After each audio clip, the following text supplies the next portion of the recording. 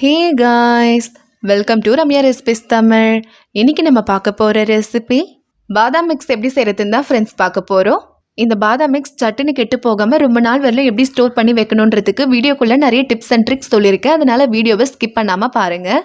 வீடியோக்குள்ளே போகிறதுக்கு முன்னாடி ஒரு அன்பான வேண்டுகோள் ஃப்ரெண்ட்ஸ், நம்ம சேனலை சப்ஸ்கிரைப் பண்ணாத நண்பர்கள் சப்ஸ்கிரைப் பண்ணிக்கோங்க. இப்போ வாங்க இந்த பாதாம் மிக்ஸ் எப்படி செய்யலான்னு பார்க்கலாம். ஃபஸ்ட்டு நம்ம பாதாமை ஊற வைக்கணும். அதுக்கு ஒரு பவுலில் 1 கப் அளவுக்கு பாதாம் சேர்த்துக்கலாம். இப்போ அது கூடவே நல்லா சூடாக இருக்கிற தண்ணியை சேர்த்துக்கலாம். தண்ணி நல்லா சூடாக இருக்கிற மாதிரி பார்த்துக்கோங்க, அப்போ தான் தோல் ஈஸியாக ரிமூவ் ஆகும். இப்போ இது ஒரு வாட்டி நல்லா மிக்ஸ் பண்ணி விட்டுக்கலாம். ஒரு 15 நிமிஷம் போல் பாதாம் இந்த சுடு தண்ணியிலே இருக்கட்டும், அப்போ தான் நல்லா ஊறி வரும். பாருங்கள், இப்போ ஒரு 15 நிமிஷம் போல் ஆயிருக்கு. பாதாம் நல்லா ஊறிடுச்சு. இப்போ நம்ம தோல் ரிமூவ் பண்ணிக்கலாம். பாருங்கள், பாதாம்லேருந்து தோல் ஈஸியாக ரிமூவ் ஆகுது. பாதாமை சுடு தண்ணியில் ரொம்ப நேரம் ஊற வைக்கக்கூடாது. ஒரு 15 நிமிஷம் போல் இருந்தாலே போதும்.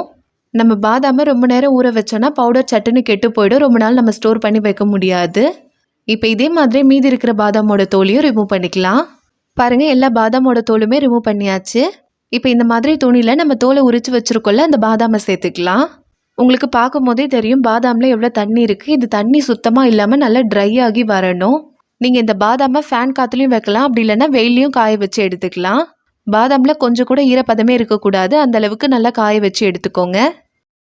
இப்போ ஒரு கடாயை வச்சு நம்ம காய வச்சு வச்சுருக்க பாதாமை சேர்த்துக்கலாம். சேர்த்துட்டு இது ஒரு வாட்டி நல்லா வறுத்து எடுத்துக்கலாம். அடுப்பு மீடியம் ஃப்ளேம்லேயே தான் இருக்கணும். ஹை ஃப்ளேமில் வச்சோன்னா சட்டுன்னு கரிஞ்சு போயிடும். அதே சமயம் நம்ம லோ ஃப்ளேமில் வைக்கும் போது இது வறுபடுறதுக்கு ரொம்ப நேரம் ஆகும். அதனால் மீடியம் ஃப்ளேமில் வச்சு வறுத்து எடுத்துக்கலாம். பாதாம் ரொம்ப வறுபடணுன்றது அவசியம் கிடையாது. பாதாம் நல்லா சூடாகி லைட்டாக கலர் சேஞ்ச் ஆகி வரும். இப்போ நம்ம எடுத்துடலாம். பாருங்கள், இப்போ பாதாம் நல்லா வறுபட்டு வந்திருக்கு. பாருங்கள், இப்போ நான் உங்களுக்கு பாதாமை உடச்சி காமிக்கிறேன். இந்த அளவுக்கு வறுபட்டு இருந்தாலே போதும். நம்ம பாதாமை ரொம்ப நேரம் வறுத்தோன்னா அதிலேருந்து எண்ணெய் விட ஆரம்பிச்சிரும். அந்த மாதிரி இருந்தால் நல்லா இருக்காது. நம்ம ரொம்ப நாள் ஸ்டோர் பண்ணியும் வைக்க முடியாது. அதனால் இந்த அளவுக்கு வறுபட்டதும் இதை வேறு ஒரு பிளேட்டுக்கு மாற்றிக்கலாம். இப்போ அதே கடாயில் 1/4 கப் அளவுக்கு முந்திரி சேர்த்துக்கலாம். 10லேருந்து 15 போல் பிஸ்தா சேர்த்துக்கலாம். இந்த பிஸ்தா சேர்க்குறது ஆப்ஷனல் தான், நீங்கள் விருப்பப்பட்டால் சேர்த்துக்கலாம். உங்களுக்கு பிஸ்தா சேர்க்க வேணாம்னு நினச்சிங்கன்னா நீங்கள் இதை ஸ்கிப் பண்ணிவிட்டு முந்திரி மட்டும் கூட சேர்த்துக்கலாம். இப்போ இதுவுமே நல்லா சூடாகி லைட்டாக கலர் சேஞ்ச் ஆகி வர வரலும் வறுத்து எடுத்துக்கலாம். பாருங்கள், முந்திரியும் பிஸ்தாவும் நல்லா வறுபட்டு வந்துருச்சு. இப்போ இதை வேறு ஒரு பிளேட்டுக்கு மாற்றிக்கலாம். இப்போ ஒரு மிக்ஸி ஜாரில் 1 கப் அளவுக்கு சுகர் சேர்த்துக்கலாம். இப்போ அது கூடவே 4 ஏலக்காய் சேர்த்துக்கலாம். 1/2 டேபிள் ஸ்பூன் மஞ்சத்தூள், கொஞ்சமாக குங்குமப்பூ சேர்த்துக்கலாம். குங்குமப்பூ சேர்க்கறது ஆப்ஷனல் தான், நீங்கள் விருப்பப்பட்டால் சேர்த்துக்கலாம். குங்குமப்பூ சேர்க்கலைன்னா மஞ்சத்தூள் இன்னுமே கொஞ்சம் அதிகமாக சேர்த்துக்கோங்க, அப்போ கலர் நல்லா வரும். இப்போ இது மூடி போட்டு மூடி நல்லா ஃபைன் பவுடராக அரைச்சிட்டு வந்துடலாம். பாருங்கள், அரைச்சிட்டு வந்தாச்சு. இந்த அளவுக்கு நல்லா ஃபைன் பவுடராக அரைச்சிருக்கணும். நம்ம ஃப்ரெஷ்ஷாக ஏலக்காய் சேர்த்து அரைச்சதுனால இதோட ஃப்ளேவரே சூப்பராக இருக்குது.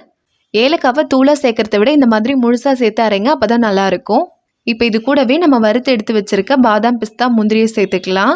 சேர்த்துட்டு இப்போ இதை மூடி போட்டு மூடி கொரகொரப்பாக அரைச்சிட்டு வந்துடலாம். பாருங்கள், அரைச்சிட்டு வந்தாச்சு.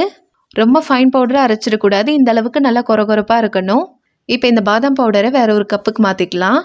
இந்த பாதாம் பவுடரை ஈரம் இல்லாத ஒரு நல்ல ஏர்டைட் கண்டெய்னரில் நம்ம ஸ்டோர் பண்ணி வைக்கும் போது 3 மாதம் ஆனாலும் கெட்டு போகாது, நல்லாயிருக்கும். இதை நீங்கள் ஃப்ரிட்ஜில் ஸ்டோர் பண்ணி வச்சுக்கலாம். இப்போ இது கூடவே நம்ம சாப் பண்ணி வச்சுருக்க பாதாம் முந்திரி பிஸ்தாவை சேர்த்துக்கலாம். சேர்த்துட்டு இது ஒரு வாட்டி நல்லா மிக்ஸ் பண்ணி விட்டுக்கலாம்.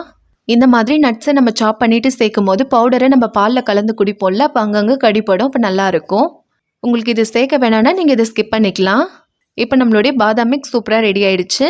இப்போ இந்த பவுடரை எப்படி பாலில் கலந்து குடிக்கலான்னு பார்க்கலாம். இப்போ ஒரு கிளாஸில் 3 டேபிள் ஸ்பூன் அளவுக்கு நம்ம ரெடி பண்ணி வச்சுருக்க பாதாம் மிக்ஸ் சேர்த்துக்கலாம். இப்போ அது கூடவே நல்லா சூடாக இருக்கிற பாலை சேர்த்துக்கலாம். இந்த பாதாம் பாலை நல்லா சூடாகவும் குடிக்கலாம், அதே சமயம் இதை நீங்கள் ஃப்ரிட்ஜில் வச்சு கூலிங்காகவும் குடிக்கலாம், நல்லாயிருக்கும். இப்போ இதுக்கு மேலேயே கொஞ்சமாக குங்குமப்பூ சேர்த்துக்கலாம். இப்போ நம்மளுடைய பாதாம் பால் சூப்பராக ரெடி ஆகிடுச்சு. அவ்வளோதான் ஃப்ரெண்ட்ஸ், நம்மளோட ரொம்பவே சூப்பரான பாதாம் மிக்ஸ் ரெடி ஆகிடுச்சு. நம்ம இன்றைக்கி இந்த மிக்ஸுக்கு 1 கப் அளவுக்கு சுகர் சேர்த்துருக்கோம். நீங்கள் பாதாம் பால் ரெடி பண்ணதுக்கப்புறம் சுகர் சேர்ப்பீங்கன்னா 1 கப் அளவுக்கு சுகரே கரெக்டாக இருக்கும். ஆனால் நீங்கள் பாலில் டைரெக்டாக இந்த பவுடர் மட்டும் மிக்ஸ் பண்ணணுன்னா 2 கப் அளவுக்கு சுகர் சேர்த்துக்கோங்க, அப்போ தான் கரெக்டாக இருக்கும். இந்த பாதாம் மிக்ஸ் நம்ம ரெடி பண்ணி வச்சுட்டோன்னா குல்ஃபி கூட ப்ரிப்பேர் பண்ணலாம். பாலில் இந்த பாதாம் மிக்ஸை சேர்த்து நல்லா மிக்ஸ் பண்ணிவிட்டு சின்ன சின்ன கிளாஸில் ஊற்றி 8 மணி நேரம் போல் ஃப்ரீசரில் வச்சுருங்க. 8 மணி நேரம் கழித்து நம்மளுக்கு ஒரு சூப்பரான குல்ஃபி ரெடியாக இருக்கும். நீங்களும் இந்த சம்மருக்கு இதை மறக்காமல் ட்ரை பண்ணி பாருங்கள். நம்ம இந்த பாதாம் மிக்ஸை கடைகள் எல்லாம் அதிக விலை கொடுத்து வாங்குவோம். ஆனால் நம்ம இந்த மாதிரி வீட்லேயே சிம்பிளாக ரெடி பண்ணிக்கலாம். இந்த வீடியோ உங்களுக்கு பிடிச்சிருந்துன்னா லைக் பண்ணுங்கள், கமெண்ட் பண்ணுங்கள், ஷேர் பண்ணுங்கள். மறக்காமல் நம்ம சேனலை சப்ஸ்கிரைப் பண்ணிக்கோங்க. தேங்க்யூ.